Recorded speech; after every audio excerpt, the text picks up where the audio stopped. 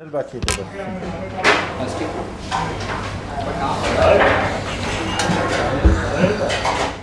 हाँ तो भाई उन वो 5 दिनों की क्या दास्तान है, क्या हुआ था? 5 दिन भाई, सबसे पहले तो जब मुझे यहाँ पता चला, मैं ऑफिस में ही था कि वालिद साहब लापता हो गए।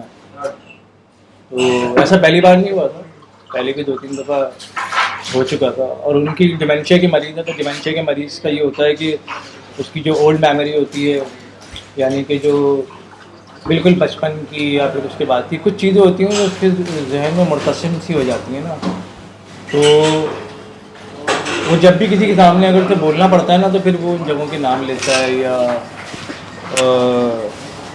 उनका जिक्र करता है।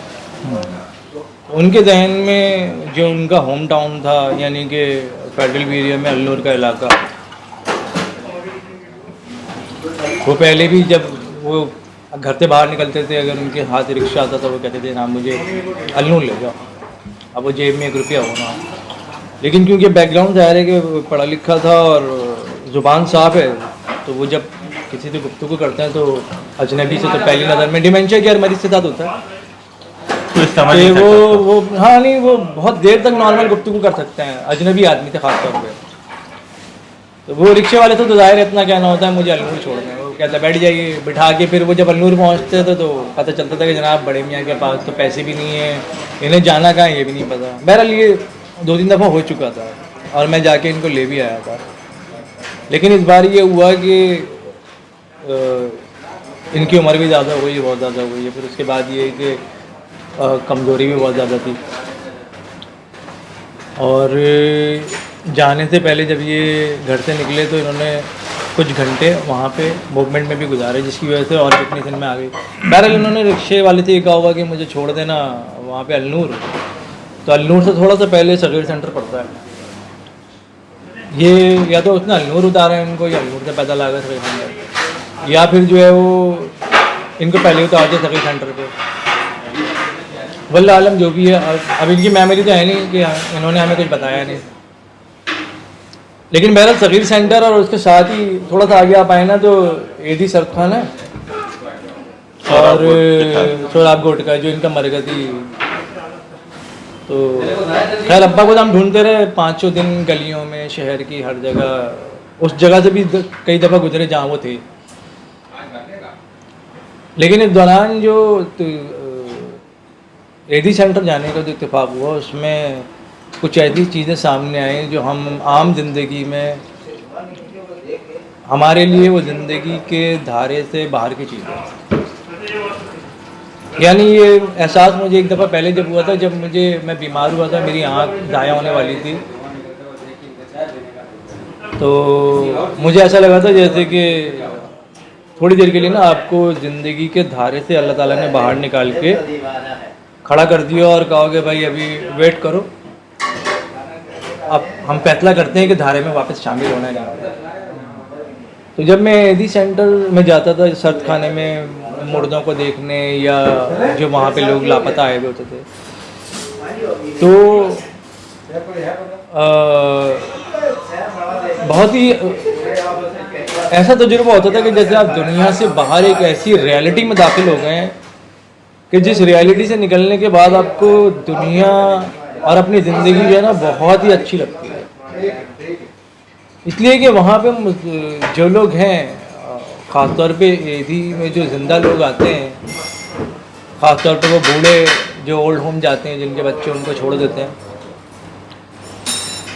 उनमें से एक बूढ़ा जो है ना वो एक कहानी है। और मैं जब जाता था तो मैं अपने वालिद को तो भूल जाता था, मतलब जब एक दफ़ा मैं देख लेता था कि नहीं है, मैं इस तरफ आता था। लेकिन वो एक बूढ़ा बैठा हुआ है बिस्तर पे, वो ऐसे करके ना अपनी सूरजमुखी, बड़े मियाँ थे वो ऐसे करके ना हर वक्त अपनी उंगली को यूँ देखते रहते थे, मगन। एक बूढ़ा था, एक शख्स था, वो अजीब, बहुत ही इंतहाई बुरी हालत में पड़ा हुआ था, उसके चेहरे पे भी कपड़ा डाला हुआ था। तो मेरी हिम्मत नहीं हुई कि मैं हटा के कपड़ा देखूं। तो मैंने जिस्म की साख्त पर ये देख के अंदाज़ा लगाया कि भाई ये अब्बा नहीं है मेरे। ایسی ایک دن میں گیا تو ایک جوان بندہ یعنی اچھی صحت والا وہ بستر کے برابر میں نیچے الٹا پڑا ہوا نا ایسے سسک رہا تھا. اب باقی اس سے گرد جمع ہو کے جو ہے نا وہ جو اپنی اپنی ذہنی استعداد کے مطابق جو ہے نا اس کی مدد کرنا چاہ رہے تھے اور اس کو مشورہ دے رہے تھے. اب وہ بالکل ایک نفسیاتی طور پہ بالکل ایک الگ دنیا تھی. اور میں مطلب ایک شاہد کے طور پہ مطلب بالکل میں ایسا لگ رہا تھا کہ میں بالکل ایک دوسری دنیا کا آدمی ہوں اور اس منظر کو دیکھ رہا ہوں. اور وہ مطلب آپ اس کے اندر اس کیفیت میں داخل ہو جائیں تو آپ کو اپنی دنیا جو ہے وہ بڑی حقیر معلوم ہوتی ہے. حقیر ان معنوں میں معلوم ہوتی ہے کہ عام زندگی میں ہمیں اتنی سہولتیں اتنی آسائشیں حاصل ہیں, اتنا سکون حاصل ہے, اتنی محبتیں حاصل ہیں کہ جب ہم انہیں دیکھتے ہیں تو ہمیں اندازہ ہوتا ہے کہ یار کہ یہ کس قدر بے یار و مددگار لاوارث لوگ ہیں اور ان کی اولادیں کتنی کس درجہ بد نصیب اولادیں ہیں. یہ مجبور ہیں, ہمیں نہیں پتہ حالات کس کے کیا ہیں, لیکن جو چھوڑ کر گئے اور جن میں استطاعت تھی, جن میں استعداد تھی کہ وہ ان کو رکھ سکتے, ان سے بڑا کوئی بد نصیب نہیں ہے کہ اس عمر میں ایسے اب عمر کی بھی بات نہیں ہے, وہاں پہ نوجوان بھی تھے, لوگ اپنے بھائیوں کو بھی چھوڑ کے گئے ہوں گے. اس کے علاوہ بھی جو منشیات کے عادی لوگ وہاں پہ لائے جاتے ہیں تو بھائی منشیات کا عادی یا نشہ کرنے والا جو ہوتا ہے وہ ظاہر ہے کسی حالات کے نتیجے میں نشے تک پہنچتا ہے. تو وہ جب انہیں دیکھتا تھا تو پھر ظاہر ہے میرے ذہن میں وہ سارا تناظر بھی آتا ہے کہ پتہ نہیں کس حالت سے گزر کے یہاں تک پہنچا ہوگا. عجیب سی حرکتیں ہیں, حالتیں یہ وہ. پھر اس کے بعد ایک اہم بات یہ ہے کہ ایدھی سینٹر ایدھی فاؤنڈیشن کو ماشاءاللہ بہت فنڈ ملتا ہے, لیکن جب آپ داخل ہوں تو یہ ان کا مرکز ہے. یہاں پہ آنے کے بعد اندراج ہوتا ہے, پھر یہ باقی پھر اولڈ ہاؤس ہوم جاتے ہیں سارے. اور انٹرنیشنل ادارہ ہے پورا, انٹرنیشنل ادارہ ہے, مگر آپ اسے کاؤنٹر پہ جائیں, آپ اندر جائیں, آپ کو کہیں سے نہیں لگے گا کہ ان لوگوں نے کوئی انویسٹمنٹ ہو رہی ہے. یہ ایون مینٹیننس نام کی بھی کوئی چیز نہیں ہے, معیار کا بالکل خیال نہیں ہے. معیار اصل میں ایک طرح کی بے حسی داری ہو گئی ہے. اچھا, پھر وہ یہاں سے جب نہیں ہوا, بار بار پوچھنے پہ نہیں ہوئی. ہاں, پھر یہ ہوا 5 دن بعد ہمارے پاس فون آیا JDC کا اشتہار دیکھ کے. کچھ لوگوں نے بیسیکلی وہ یہ انچولی کے پیچھے کا حصہ ہے تو شیعہ کمیونٹی کا علاقہ ہے, تو اور اس میں JDC والوں نے شیعہ کمیونٹی نے بہت زبردست ان کا نیٹ ورک ہے, تو انہوں نے اپنی کمیونٹی میں بہت زیادہ میسیج کو پھیلا دیا تھا. اور اس میں بلا شبہ تب آفس کے بہت سارے لوگ خاص طور پہ جو شیعہ حضرات تھے انہوں نے, اور میں خاص طور پہ اس لیے کہہ رہا ہوں کہ نتیجتاً JDC کے اشتہار پہ ملے, ورنہ جو لوگوں کی محبت تھی. یہ اصل میں زندگی کے 2 رخ ایک ساتھ دیکھے ہیں میں نے. دوسرا رخ یہ تھا کہ ناقابل تصور, ناقابل توقع اور ناقابل یقین حد تک جو ہے وہ جس طرح لوگوں نے اپنے پورے جذبات کے ساتھ سپورٹ کیا اور افسوس کا اظہار کیا, اپنا کنسرن ظاہر کیا, وہ ناقابل یقین تھا. اور اللہ کا لاکھ لاکھ شکر ہے کہ ایک تشکر کا مقام تھا. جب وہ نہیں ملے تھے اس وقت بھی, اور جب وہ مل گئے تھے اس کے بعد اتنے فون آئے تھے کہ میری بیٹری ختم ہو گئی تھی اور مجھے بیٹری جو ہے وہ بھی چارج رکھ کے بات کرنی پڑ رہی تھی.